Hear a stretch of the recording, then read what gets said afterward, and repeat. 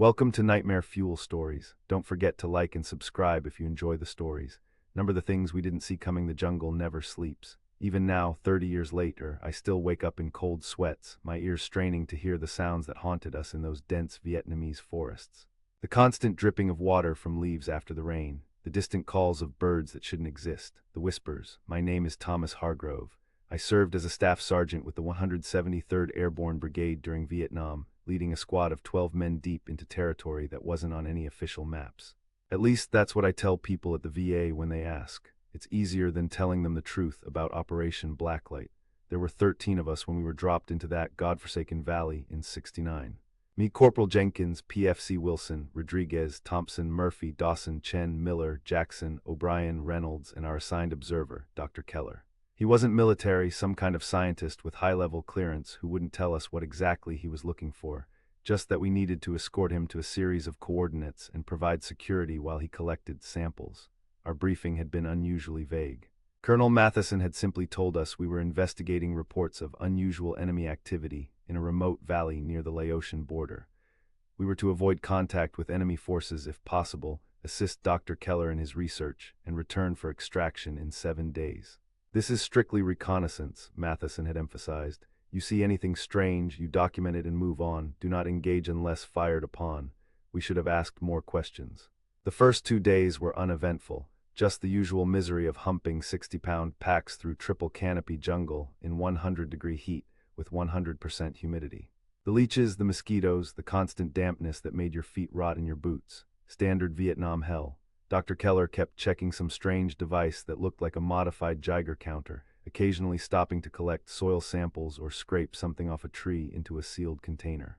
He wouldn't tell us what he was looking for, just that we'd know it when we saw it. Cryptic bastard. On the 3rd day we found the first body. It was a North Vietnamese soldier, or what was left of him. His uniform was still recognizable, but his body, Jesus. I've seen men blown apart by mines, burned by napalm, riddled with bullets. This was different. It looked like something had hollowed him out from the inside. His ribcage was splayed open, but not from an explosion. It was like something had pushed its way out. "What the fuck?" whispered Jenkins, who'd seen as much combat as any of us. "What could do this?" Dr. Keller pushed past us, his eyes lighting up behind his glasses. He pulled out a pair of tweezers and began collecting samples from the corpse, scraping at a strange black residue that coated the exposed bones. "Don't touch anything," he ordered, suddenly animated. "This is exactly what we're looking for." "You mind telling us what this is, Doc?" I asked, keeping my voice steady despite the growing unease in my gut. He glanced up, seeming to remember we were there. "Classified, Sergeant. Just keep your men alert. We may not be alone out here." "No shit," muttered Rodriguez. "Charlie's into some fucked up stuff." But I knew this wasn't the work of the Viet Cong or NVA. This was something else entirely. We found 4 more bodies before nightfall, all in the same condition. A patrol, most likely, though they'd dropped their weapons and equipment as if they'd been fleeing from something. The jungle around them showed signs of a desperate retreat, broken branches, disturbed undergrowth, boot prints digging deep into the mud as they ran. That night we set up a defensive perimeter tighter than usual. Double watches, claymore mines facing outward, tripwires with flares. The men were quiet, the usual banter replaced by tense silence. Everyone cleaned their weapons meticulously, checking and rechecking ammunition. "I don't like this, Sarge," Wilson said quietly as we shared a cigarette away from the others. He was our point man, always at the front of our formation, and had the best instincts of anyone I'd ever served with. "Something ain't right about this place. Just keep your eyes open," I told him. "We'll be out of here in 4 days." He nodded, but I could see he wasn't convinced. Neither was I. The jungle sounds seemed different that night. The usual chorus of insects and nocturnal animals was punctuated by long stretches of unnatural silence, followed by noises I couldn't identify, not quite animal, not quite human. Somewhere in the darkness, something moved through the trees with deliberate purpose. I didn't sleep. None of us did really, even those not on watch. We just lay there, staring up at the small patches of star-filled sky visible through the canopy, listening. The attack came just before dawn. It wasn't an ambush in the traditional sense. There was no sudden burst of gunfire, no shouted orders in Vietnamese, no RPGs or mortars. Just a scream, Murphy's scream, from the eastern edge of our perimeter, followed by a sound I still can't properly describe. Like wet cloth tearing, but magnified 100-fold. I was on my feet instantly, M16 raised, shouting orders as the men scrambled into defensive positions. Murphy's screams had stopped, replaced by a horrible gurgling noise. When I reached his position, my flashlight beam revealed only blood, an impossible amount of it, soaking into the ground where he had been standing watch. His weapon lay unfired. Of Murphy himself, there was no sign. "Contact east," I shouted, though I couldn't see any enemy. Claymores, Rodriguez hit the detonator, and the anti-personnel mines exploded in a thunderous cascade, shredding the jungle in front of us with thousands of steel ball bearings. In the brief, harsh illumination, I caught a glimpse of something, not Viet Cong, not human at all. It moved like liquid shadow, flowing between trees faster than seemed possible. Multiple limbs, too many limbs, propelled it forward in a disjointed, jerking motion that hurt my eyes to follow, and it wasn't alone. "What the fuck is that?" screamed Jackson, firing his M60 machine gun in controlled bursts at the shapes moving through the underbrush. The tracers illuminated more of the things, converging on our position from all sides. "Fall back to the center," I ordered. "Defensive circle now." The men responded automatically, training overriding terror as they formed a tight circle, facing outward. Dr. Keller crouched in the middle with his precious samples. I noticed he had pulled a pistol from somewhere, his knuckles white around the grip. "You know what these things are," I said, not a question. His eyes met mine, wide with a fear that seemed deeper than just the immediate danger. "They weren't supposed to be this evolved," he whispered. "The report said they were still in early stages of development."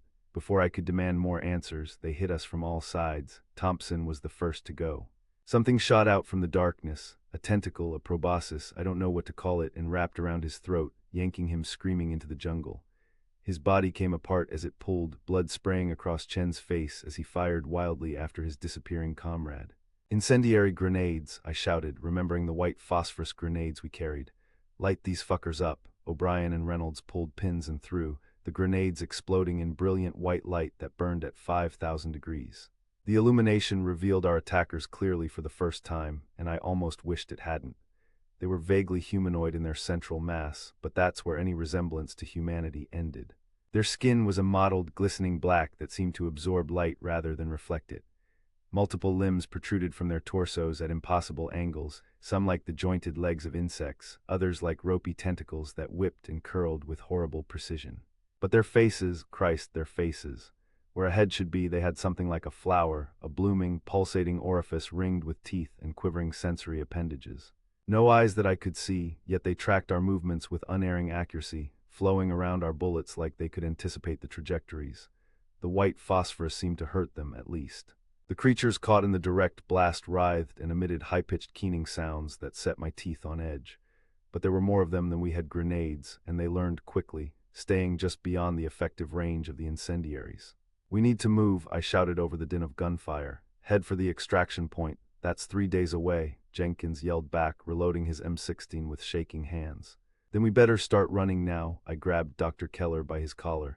"What are these things? How do we kill them?" His face was ashen in the fading light of the burning phosphorus. "They're an experiment.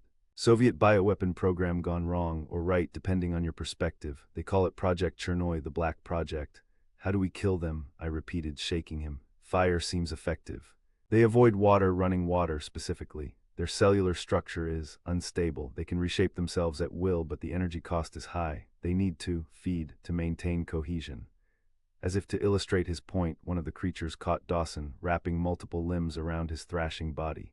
Before any of us could react, it seemed to open itself, enveloping him.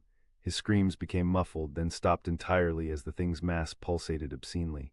When it released him seconds later, Dawson was like the NVA soldiers we'd found, hollowed out, his insides liquefied and absorbed.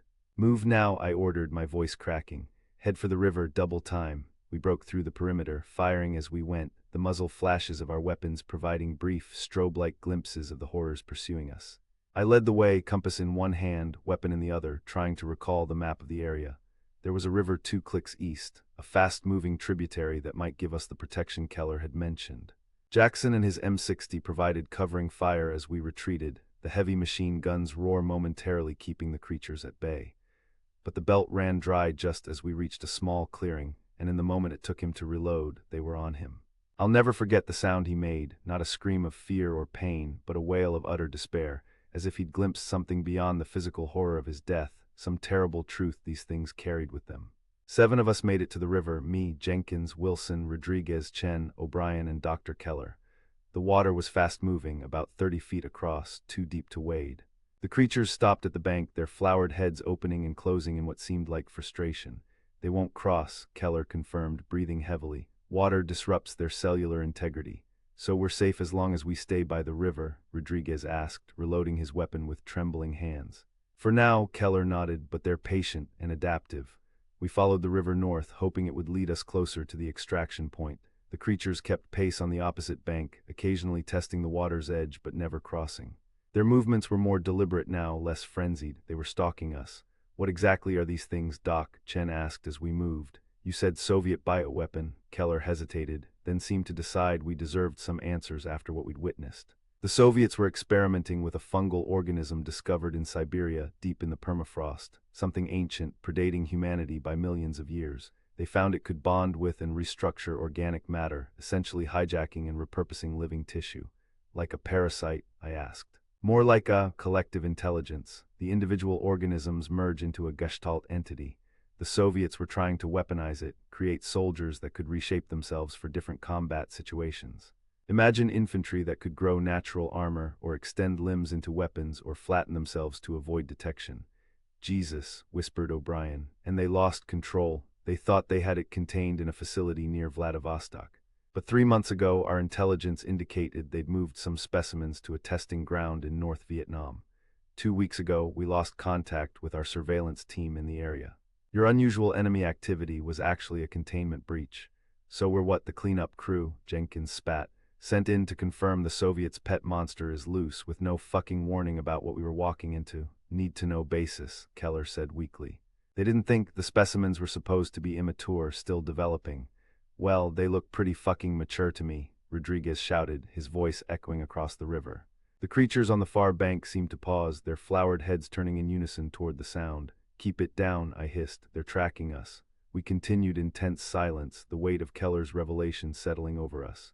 We weren't just fighting an enemy, we were dealing with something completely outside our understanding, something that perhaps couldn't be fought in conventional terms.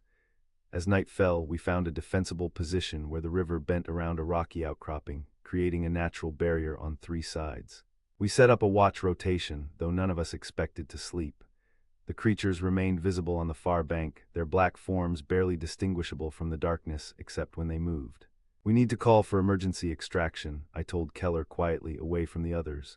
This mission is FUBAR. We've lost 5 men already. He nodded, pulling out a specialized radio from his pack, more advanced than our standard issue equipment. I've been trying, there's some kind of interference, maybe atmospheric, maybe. He glanced across the river. Maybe them. What do you mean? We don't fully understand their capabilities. The Soviet research suggested they might generate electromagnetic fields as part of their cellular processes. It could be disrupting our communications. I stared at him, a new horror dawning. Are you saying we're cut off? No extraction, I'm saying we need to get to higher ground, away from their influence. The original extraction plan is still our best option. I didn't believe him, not entirely. There was something he wasn't telling us, some aspect of this nightmare he was holding back, but arguing wouldn't get us any closer to safety. We spent a miserable night by the river, taking turns watching the creatures watching us. They didn't sleep, didn't rest, just waited with inhuman patience. At dawn, we continued north following the river. The jungle was eerily silent, no birds, no monkeys, not even insects. As if all natural life had fled from the area, sensing the wrongness that had invaded their territory.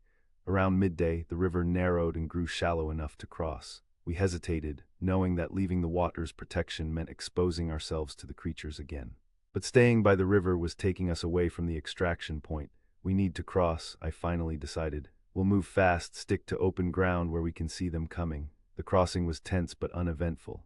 The creatures had disappeared from view, though none of us believed they were gone. They were adapting, changing tactics. We moved east through thinning jungle, the terrain gradually rising as we approached the foothills where our extraction was planned. The silence continued, broken only by our labored breathing and the occasional snap of a twig underfoot. Something's wrong, Wilson murmured as we paused to check our bearings. Our point man's instincts had saved us countless times before. They're hurting us. I scanned the jungle around us, seeing nothing unusual, but I trusted Wilson's gut. What do you mean? Notice how we haven't seen them since we crossed the river, but we're still alive. If they wanted to attack, they would have. They're driving us somewhere. A chill ran down my spine as I realized he was right.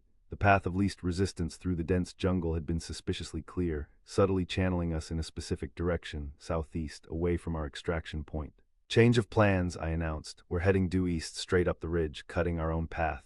The men nodded grimly, understanding the implications. We'd be moving slower, making more noise, but at least we wouldn't be following the creature's preferred route. The change in direction brought immediate consequences. Within 20 minutes, we spotted them again, flowing through the trees parallel to our position, not attacking but clearly monitoring our progress. More disturbing was their appearance. They seemed larger now, their forms more complex, with new appendages and structures that hadn't been visible before. "They're evolving," Keller whispered, watching them through his binoculars, "adapting to our tactics, our weapons." "Learning, how is that possible?" Chen asked. "It's been less than a day. Their life cycle isn't like anything on Earth. They can reorganize their entire structure in hours, especially after feeding." He didn't need to remind us what feeding entailed. We pushed harder up the ridge, the incline growing steeper, our progress slowing despite our determination.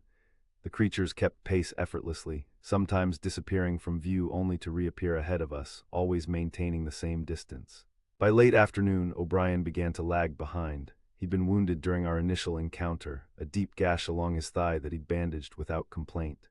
Now the wound was clearly infected, his face flushed with fever as he struggled to keep up. "I'm slowing you down," he gasped as I dropped back to check on him. "We move together," I said firmly. "Jenkins, take his pack, Rodriguez, help him walk." We hadn't gone another 100 yards when O'Brien collapsed completely, his body convulsing, eyes rolling back in his head. When we tore open his pant leg to check the wound, what we saw turned my blood to ice. The gash was crawling with something black and glistening, not maggots or infection, but tiny versions of the creatures, wriggling beneath his skin, spreading visibly up his leg toward his torso. "Oh God," he moaned, suddenly lucid again, staring in horror at his own flesh. "I can feel them, inside. They're in my head. They're talking to me." "Cut it off," Rodriguez said desperately. "We have to amputate before they spread," but it was already too late. The blackness had reached O'Brien's chest, his neck, spreading across his face in web-like patterns as he screamed. His body began to contort, bones cracking audibly as something reshaped him from within. "Run," I ordered, grabbing Jenkins and Chen, who stood frozen in horror. "Now." Wilson raised his M16 and fired a full magazine into O'Brien's transforming body, the bullets punching through but seeming to cause no damage as the blackness simply flowed around the wounds, sealing them instantly. We fled uphill, the sounds of O'Brien's final transformation pursuing us, wet, tearing noises and a high-pitched keening that might have been his last attempt at a human scream. 5 of us remained. Me, Jenkins, Wilson, Chen, and Dr. Keller. We ran until our lungs burned, finally reaching the crest of the ridge as dusk approached. Below us stretched a valley, and beyond it, the next ridge where our extraction was supposed to take place, still a day's journey away. "We need to keep moving through the night," I said, checking my watch. "Extraction is scheduled for 16:00 tomorrow. If we miss it..." I didn't finish the sentence. We all knew what missing extraction meant. "They're coming," Chen said quietly, pointing back the way we had come. Multiple dark shapes flowed up the ridge toward us, including one larger than the others, O'Brien, or what had once been O'Brien, now fully transformed and leading the pursuit. We had 6 magazines of ammunition between us, 2 white phosphorus grenades and a flare gun. Not enough to fight our way through what awaited us in the valley below. "There's something else," Dr. Keller said, his voice strangely calm.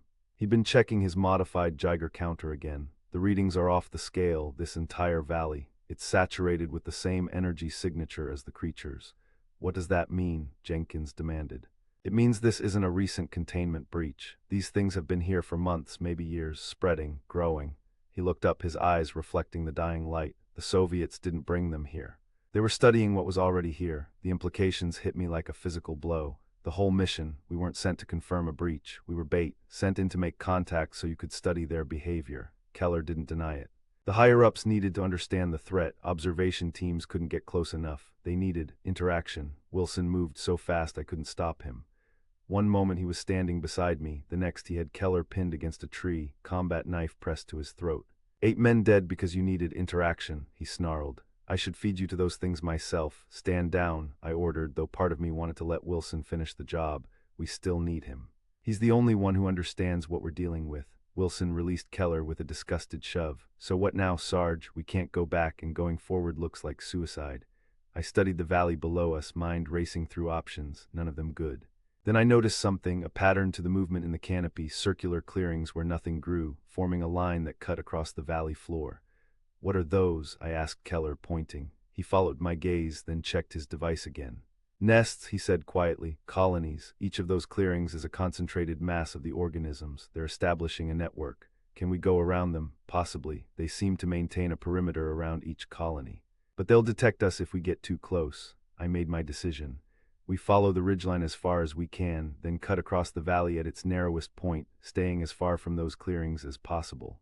We moved fast, no stops. Night had fallen completely by the time we began our descent into the valley. The darkness should have been an advantage, concealing our movements, but I soon realized it worked against us. In the blackness, the creatures were in their element, while we stumbled and groped our way forward. Worse, they had changed their tactics again. Instead of pursuing openly, they moved alongside us in the darkness, just at the edge of visibility, appearing momentarily in the beam of our flashlights before melting back into the shadows. Toying with us, we kept a tight formation, Wilson on point, then me, Keller, Chen, and Jenkins covering our rear. The jungle floor was treacherous, slick with recent rain and strewn with hidden roots that threatened to snap an ankle with every step. "They're testing our defenses," Keller whispered as we paused to get our bearings, "learning our limitations." "What are their limitations?" I demanded. "There has to be something. Fire hurts them, running water disrupts them. Extreme cold can slow their metabolic processes, but they adapt quickly. Whatever works once may not work again." "What about their intelligence? Do they have a central brain, a leader?" He shook his head. "It's a distributed consciousness. Each individual contains the whole. Kill one and the others learn from its death." A hopeless scenario. But we pushed on, driven by the simple human instinct to survive, to keep moving, to not give up until the last breath. The valley floor was even worse than the descent. A fetid swamp in places, the ground sucking at our boots, hidden pools of stagnant water that could swallow a man to his waist. The air was thick with the stench of rotting vegetation and something else, a sickly sweet odor that reminded me of gangrene in field hospitals. We were halfway across when Chen triggered something. There was no sound, no visible trap, just Chen suddenly freezing in place, his body going rigid, eyes widening in the beam of my flashlight. "Don't move," he whispered, voice tight with terror. "Something's got me." We trained our lights on him, seeing nothing at first. Then I noticed it, a barely visible filament wrapped around his ankle, disappearing into the mud. As we watched, more tendrils emerged, coiling up his leg like living vines. "Cut it," Jenkins shouted, moving forward with his knife drawn. "No," Keller grabbed his arm, "it's a trigger system. Cut one and they'll all constrict at once." Chen's breathing accelerated as the tendrils reached his waist, writhing beneath his uniform. "I can feel them, searching." "Hold still," I said, mind racing. "We'll figure this out," but there was no time. The tendrils suddenly tightened and Chen screamed as they pulled him downward.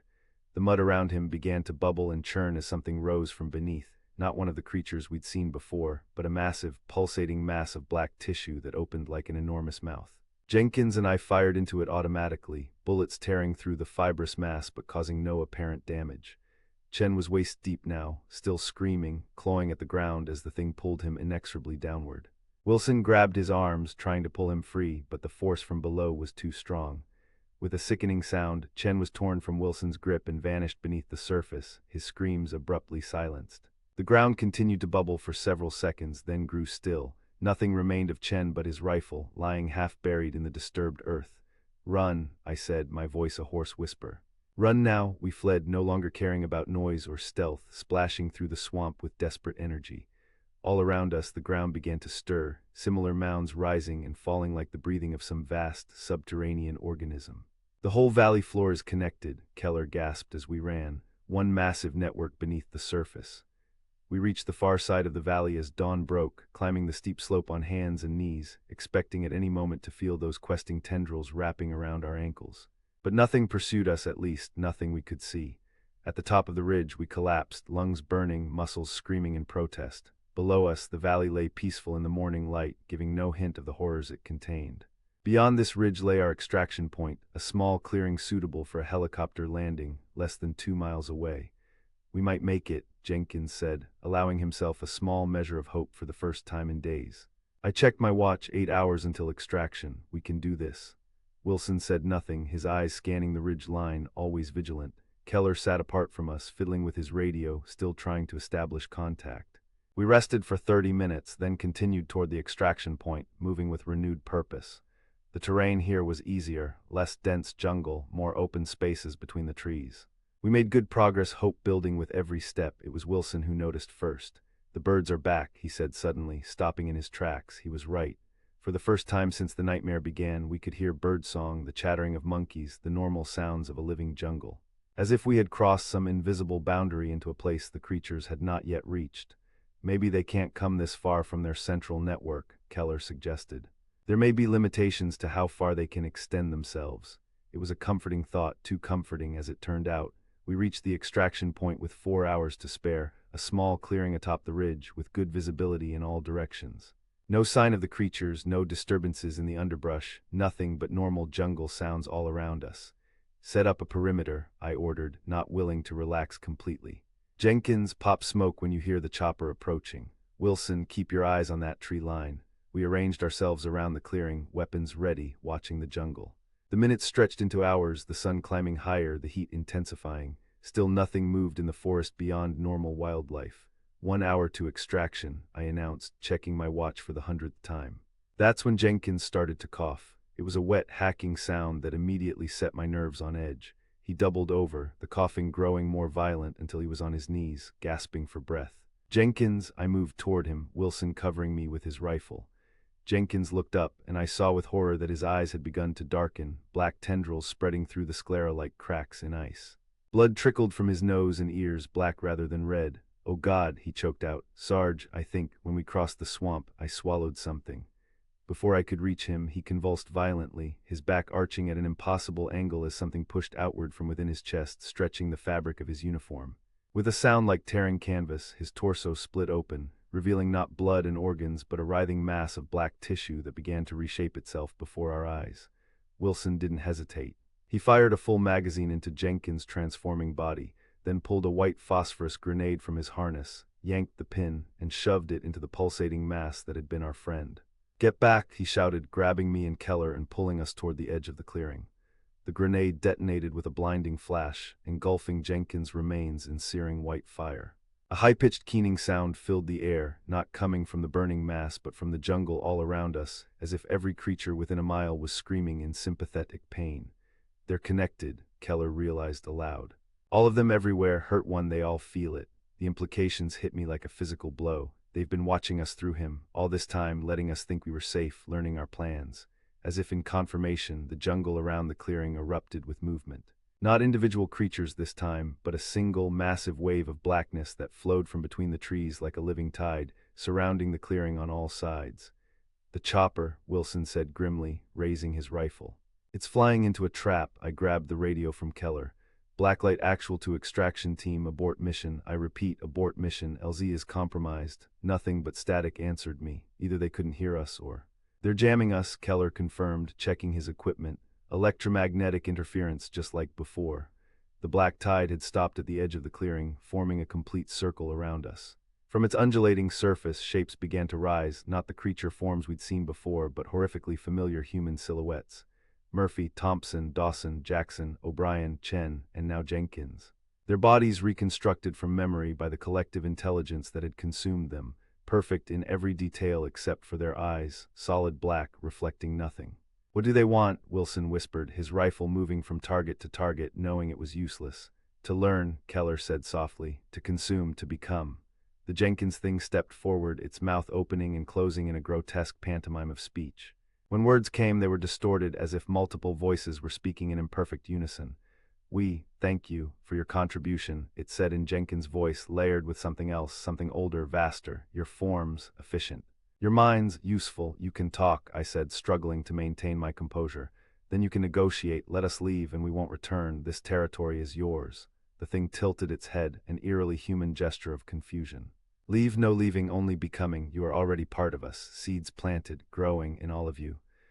A chill ran through me as I remembered the swamp, the water we'd waded through, possibly swallowed.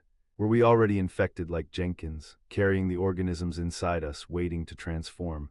"The helicopter is coming," Wilson said quietly, pointing southeast where a distant thumping sound had become audible. 3 minutes out, maybe less, the creatures heard it too. The human forms sank back into the black mass, which began to pulse with renewed energy. "They'll take the chopper and everyone on it," I realized aloud. "And then they'll have a way to spread beyond this valley." Keller reached into his pack and pulled out a small metal case I hadn't seen before. His hands trembled as he entered a combination and opened it, revealing a device that could only be one thing: a tactical nuclear demolition charge, compact but powerful enough to vaporize everything within a half-mile radius. "Last resort," he said, meeting my eyes. "Command authorized it if the specimens couldn't be contained." "You son of a bitch," Wilson snarled. "You had that the whole time." I had to be certain, Keller replied, his voice steady despite his shaking hands. Had to confirm the extent of the contamination. The device has a 2-minute timer. Someone needs to stay and activate it.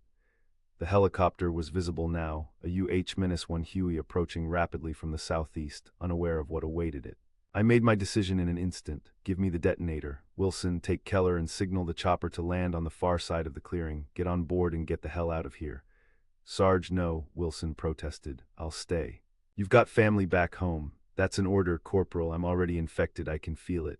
It wasn't a lie. Since the swamp, I'd felt something moving inside me, a coldness spreading through my veins. I didn't have long.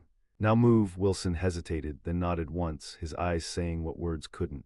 He grabbed Keller and ran toward the southeast edge of the clearing, popping a smoke grenade to guide the helicopter in.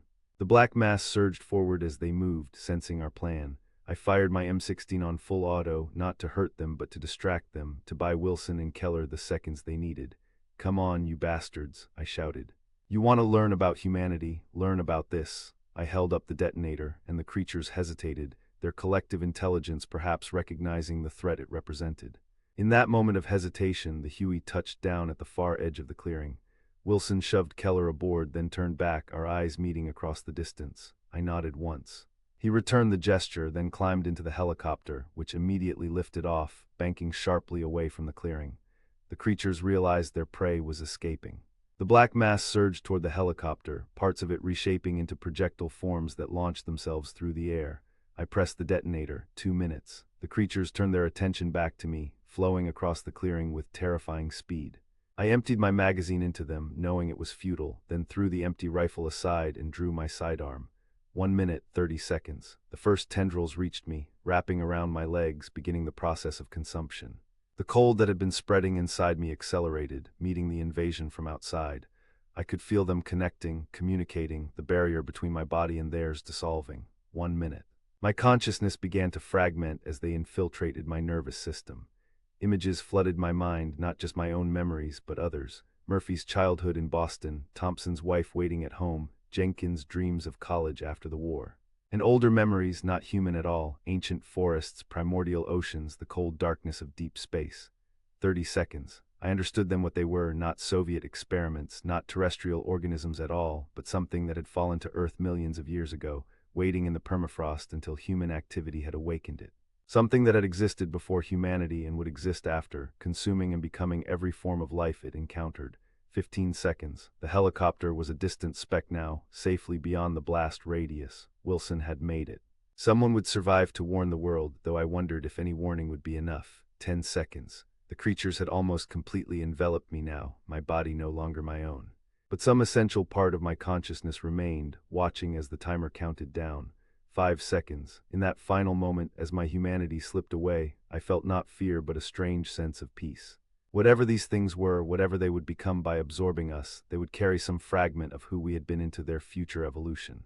Murphy, Thompson, Dawson, Jackson, O'Brien, Chen, Jenkins, and me. 0. The light, when it came, was beautiful.